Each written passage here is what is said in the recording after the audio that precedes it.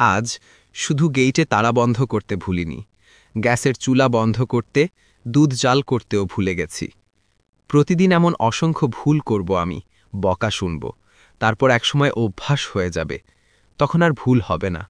অন্য কেউ ভুল করলে তাকে উল্টো বকা দেব। না না, ভুল বলছি। আমাকে বকা দেওয়ার মতো কেউ আর এখন নেই। হারিয়ে গেছে অনেক দূরে, যেখানে হারিয়ে গেলে মানুষ আর ফিরে আসে না। এক সময় কি যে বিরক্ত হতাম যখন দরজার চৌকাঠে দাঁড়িয়ে আপনি বলতেন, মীরা, গেইটে তালা দিয়েছ তো ঠিকমতো। আমার কণ্ঠ চেপে ধরে রাখত রাগ নামক রিপুটা। আশ্চর্য, আমি কি ছোট্ট খুকি নাকি যে গেইটে তালা বন্ধ করব না?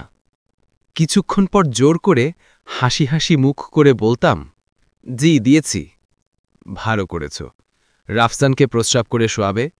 শীতের রাত অনেক বড় হয়, প্রস্রাব করে না শোয়ালে রাতে বিছানা ভিজাবে। রাগে আমার শরীর রি করত। এত ধৈর্য কেন রে বাপু? একটা কথা প্রতিদিন আপনি কেন বলেন? জানালা বন্ধ করিও, গেটে তালা লাগিও, রাফসানকে প্রস্রাব করাইও, মশারি ভালো করে গুজে দিও। আমি কি নিজেরটা বুঝি না? নাবালিকা আমি?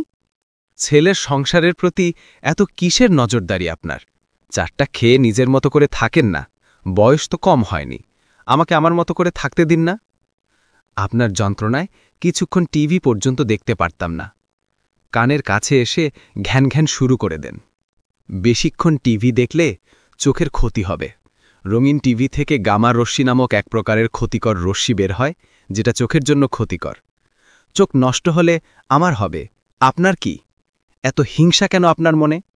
আপনার যন্ত্রণায় সন্ধ্যার পর গোসল পর্যন্ত করতে পারতাম না। আমার ঠান্ডা লাগার ভয়ে আপনি তটস্থ হয়ে থাকতেন। একদিন তো খুব ঝগড়া করেছি আপনার সাথে। সেদিন আর রাগ জিদ চেপে রাখেনি। সন্তান আমার, আমি পেটে নিয়েছি, আমি বড় করেছি। অথচ আপনার ভয়ে তাকে আমি তুই পর্যন্ত বলতে পারতাম না। সাথে সাথে হুমড়ি খেয়ে পড়তেন আমার ওপর। একদিন খাবার খাচ্ছিল না, তাই জিদ করে একটা থাপ্পড় দিয়েছিলাম রাফসানকে। আমার সন্তানকে আমি মারতেই পারি, বকতেই পারি। না, আপনি আমাকে সে অধিকার দেননি। সাথে সাথে খালি পায়ে ছুটে এলেন আমার রুমে। খবরদার মীরা, রাফসান নিষ্পাপ ফুল, তার সাথে তুমি তুই তোকারি করবে না। মা হয়ে বাচ্চাদের গায়ে তুমি হাত তোলো কিভাবে? না পালতে পারলে দিয়ে দাও।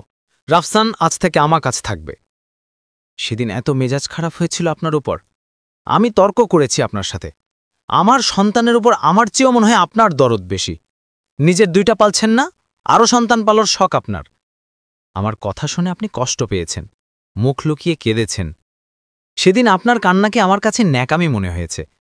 জানি না কেন জানি কোনো যুক্তিযুক্ত কারণ ছাড়াই আপনাকে আমার বিরক্ত লাগত। একটা অপ্রকাশিত শত্রু ভাব আপনার প্রতি আমার মনের ভেতর। হয়তো আপনার দুটো ছেলে, তারপরও আমাদের কাছে পড়ে আছেন কেন, সে কারণেও হতে পারে। আবার সেটা নাও হতে পারে। কারণ ভাইজানের কাছে গিয়ে আপনি কি করবেন? তারা শহরে থাকে, দুজনেই চাকরি করে। সকালে বের হয় অফিসের উদ্দেশ্য, ফিরতে ফিরতে সেই সন্ধ্যা। ছেলে দুটোই বড় হয়ে গেছে, সারাদিনই পড়াশোনার জন্য বাইরে থাকতে হয়। রাফসানের বাবা ফয়সাল আপনার ছোট ছেলে। তাকে বাবা মারা যাওয়ার পর ছোটবেলা থেকে আপনি আগলে রেখেছেন। এখন তার স্ত্রী সন্তানকেও ভালোবাসা দিয়ে, ছায়া দিয়ে, স্নেহ দিয়ে আগলে রাখতে চাচ্ছেন। এটা আপনার নিজের হাতে গড়া সংসার। যে গেইটে তালা দেওয়ার জন্য প্রতি রাতে তাড়া দেন, শুনেছি সে গেইট আপনার জমানো টাকা দিয়ে কেনা হয়েছে। যে বাড়িতে এখন বউ হয়ে এসে আপনাকে আমার বিরক্ত লাগে, এ বাড়িও নাকি আপনার বাবার বাড়ির হক বিক্রি করে কেনা হয়েছে। হলে হয়েছে, সে কারণে কি মৃত্যুর আগ পর্যন্ত আপনি অধিকার আঁকড়ে বসে থাকবেন নাকি? হ্যাঁ, আঁকড়ে রেখেছেন আপনি সব কিছুকে মৃত্যুর আগ পর্যন্ত। দূর আকাশের অধরা তারা হওয়া পর্যন্ত ফয়সালকে, রাফসানকে, আমাকে, আপনার নিজে হাতে সাজানো সংসারকে। আজ আপনি নেই মানে কোথাও নেই। আমি চাইলে এখন আর আপনার উপর বিরক্ত হতে পারি না, রাগ করতে পারি না, তর্ক করতে পারি না। আপনার হেঁটে আসার শব্দ শুনি না হুট করে টিভি বন্ধ করে দেওয়ার জন্য। এখন আর কেউ আমাকে গেইটে তালা দেওয়ার জন্য তাড়া দেয় না। ঘণ্টার পর ঘণ্টা টিভি দেখলে কেউ আর আমার চোখের ক্ষতি হবার ভয়ে সতর্ক করে না। আমার রাফসানকে তুই নয়, মেরে রক্তাক্ত করলেও কেউ ছুটে এসে বুক দিয়ে আগলে রাখে না। এখন আমার শূন্য ঘর, শূন্য আমি, শূন্য আমার পৃথিবী। দয়া করে সকল অভিমান ভুলে আর একবার ফিরে আসুন।